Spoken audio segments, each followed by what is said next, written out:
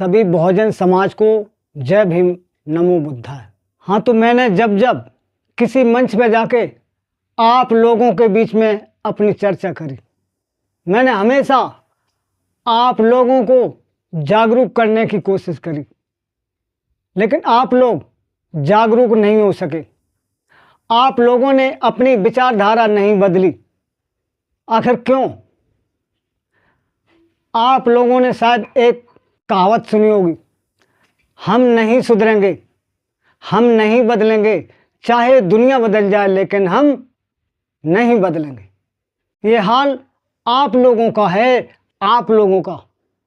आप लोगों को बदलते बदलते सारी जिंदगी निकल गई, जमाना बीत गया, लेकिन आप तक नहीं बदल सके। आखिर इसकी वजह क्या है? इसकी वजह आप लोग नहीं जानते।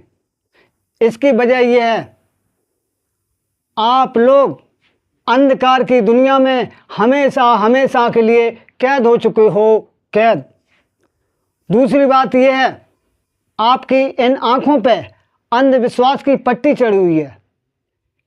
ये पट्टी कोई मामूली पट्टी नहीं है, ये एक खतरनाक पट्टी है। इस पट्टी की कौन कौन सी खासियत है? आपका और आपके समाज का जो पतन हुआ है, आपके समाज की जो बर्बादी हुई है, आपके समाज का जो बंटाधार हुआ है, वो इसी पट्टी की वजह से। आप के पूर्वज भारत के राजा थे और आप कंगाल बनकर भटकते फिर रहे।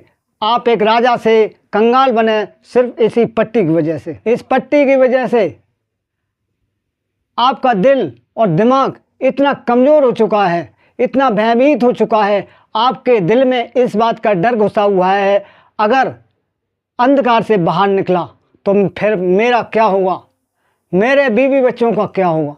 इस पट्टी की वजह से आपकी बुद्धि का विकास भी खत्म हो चुका है, आपके सोचने विचारने की क्षमता भी खत्म हो चुकी है।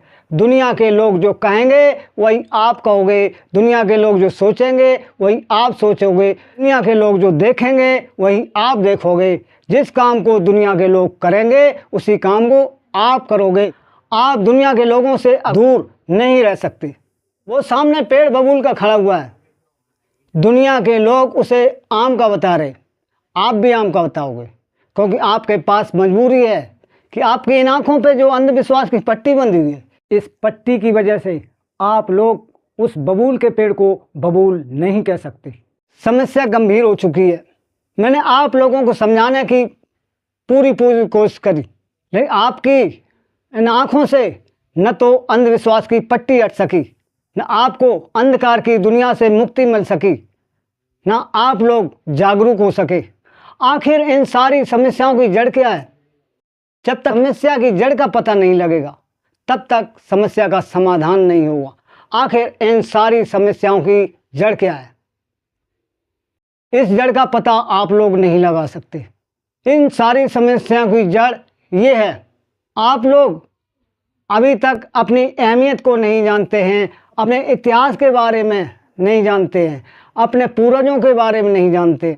आप लोग हक अधिकारों के बारे में नहीं जानते हैं, अपनी भागीदारी को नहीं जानते हैं। याद रखना, जब तक आप लोग अपने इतिहास को नहीं जानोगे, अपने पूर्वजों को नहीं जानोगे, अपने हक अधिकारों को नहीं जानोगे, अपनी भागीदारी को नहीं जानोगे, तब तक आप लोग जागरूक नहीं हो पाओगे, नहीं सुधर पाओगे। आप लोग आपने ज़िंदगी में पढ़ाई लिखाई बहुत करी, कोई डॉक्टर, कोई मास्टर, कोई इंजीनियर, कोई वकील, कोई आईएएस, कोई पीसीएस बन गए, लेकिन आप लोग हमेशा किताबों के पन्ने पलटते रहे, लेकिन आप लोगों ने कभी अपनी अहमियत को जानने की कोशिश नहीं करी, कभी अपने इतिहास को जानने की कोशिश नहीं करी, कभी अपने पूर्वजों को जानने की कोशिश नहीं करी, कभी अपने हक अधिकारों को जानने की कोशिश नहीं करी, कभी अपनी भागीदारी को जानने की कोशिश नहीं करी।